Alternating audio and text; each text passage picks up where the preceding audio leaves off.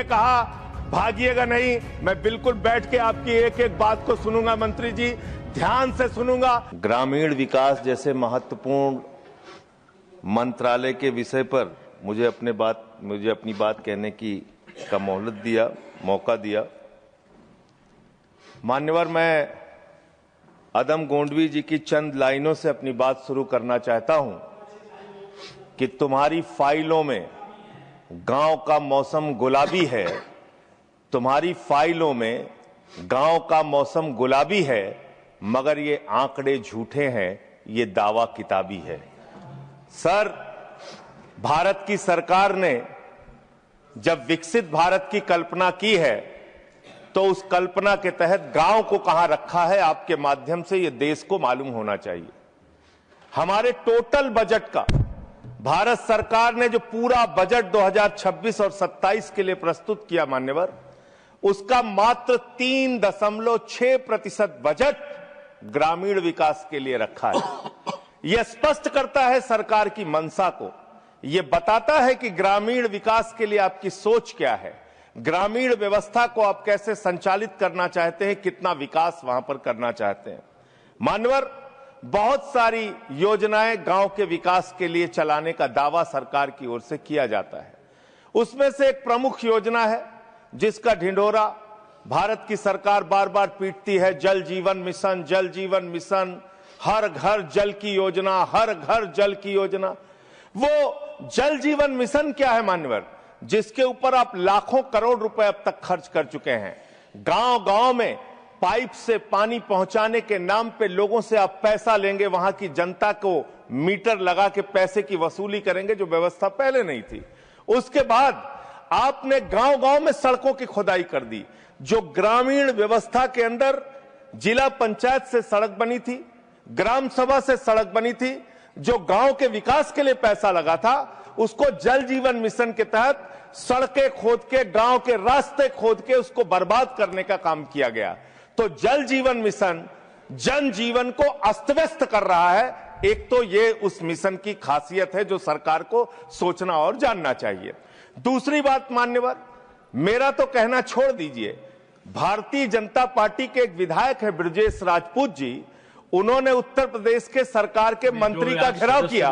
मान्यवर, अरे मान्यवर, देश का सबसे बड़ा राज्य है, उसी राज्य से आप भी आते हैं, हम भी आते हैं, उसी राज्य से आप भी आते हैं, हम भी आते हैं। तो अगर एक भ्रष्टाचार के मामले में कोई जानकारी आपके माध्यम से मैं दे रहा हूं तो जानना चाहिए मान्यवर आपको।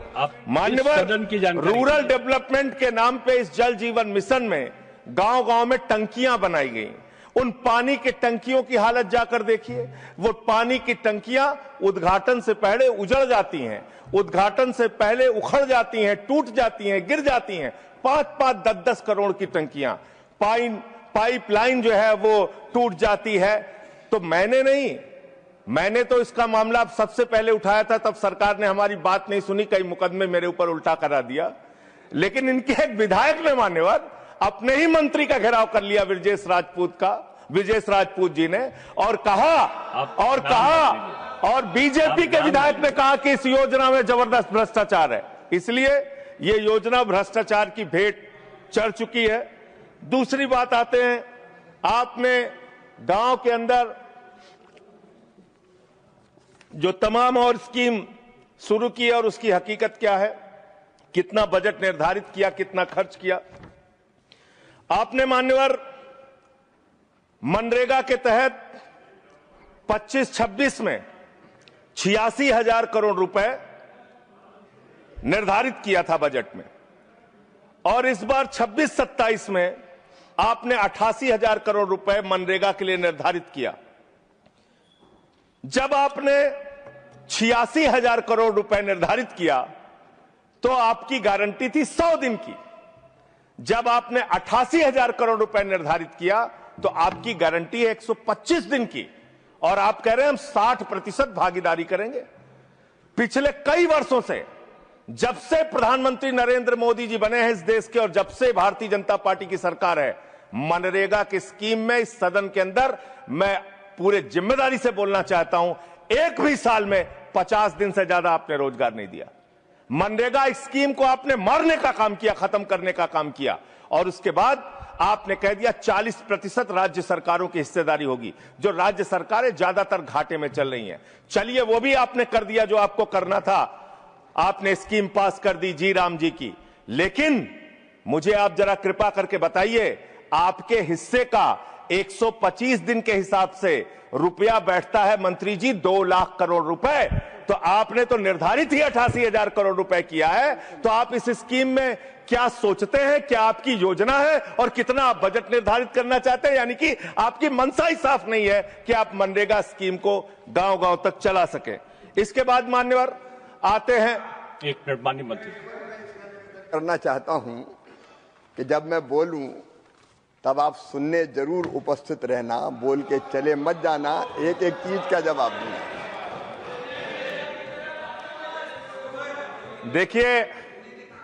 देखिए मान्यवर, भगौड़ा इस समय कौन है पूरा देश जान रहा है। भगौड़ों के बारे में मत कहिए। देश का प्रधानमंत्री गैस के संकट के इस समय में किस गुफा में छुपा हुआ है, पहले उसको निकाल के लाइए। पहले उसको निकाल के लाइए। प्रधानमंत्री किस गुफा में छुपे हुए हैं? मंत्री के बारे में आप हमारे ऊपर टिप्पणी कर रहे हैं, का प्रयोग नहीं करेंगे। आप हमारे ऊपर टिप्पणी कर रहे हैं, ये आप हमारे ऊपर टिप्पणी कर रहे हैं। पूरा देश गैस की लाइनों में खड़ा है, यहाँ पर शामिल प्रधानमंत्री गुफा में छिपे हुए हैं। प्रधानमंत्री को निकाल के लाइए, प्रधानमंत्री को निकाल के लाइए। मुद्दों पे बात नहीं करेंगे। इस्तेमाल किया है, ये शब्द ठीक नहीं है। अरे मान्यवर, आप मेरा समय जा रहा है। मान्यवर मेरा समय जा रहा है, कृपा करके समय।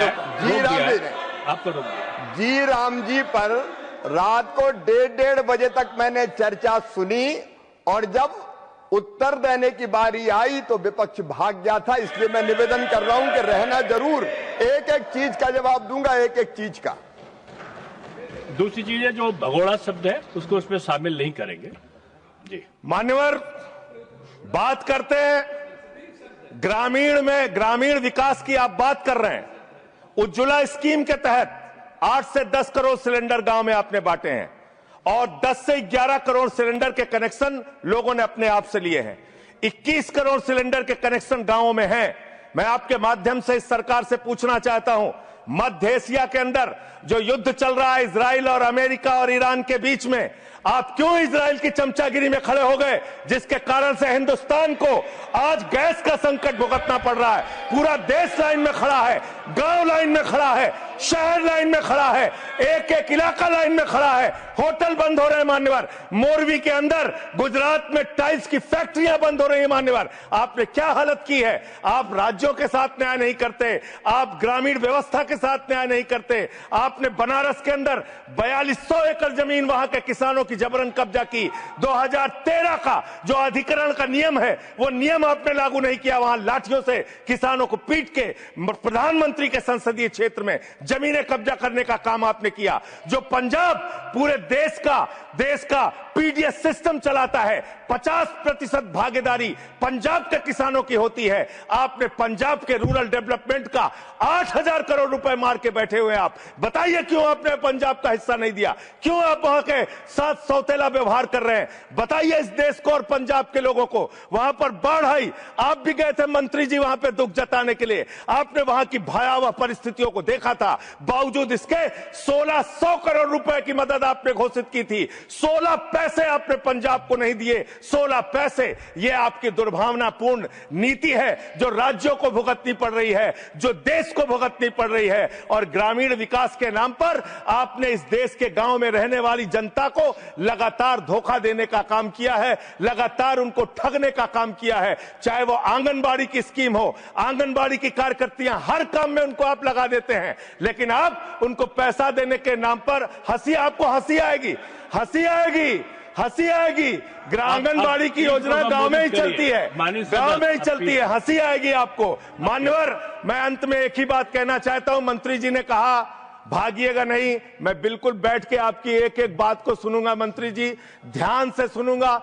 जितनी बात मैंने कही है उसका पूरा जवाब दीजिएगा, और अगर आप जवाब नहीं दे पाएंगे तो मुझे भी उस वक्त बोलने का अवसर दीजिएगा। आप ही अकेले बोलने का अधिकार रखते हैं, ऐसा नहीं होना चाहिए। और दूसरी बात मान्यवर, दूसरी बात, इस समय भगौड़ा कौन है, ट्रंप की गुलामी कौन कर रहा है, पूरा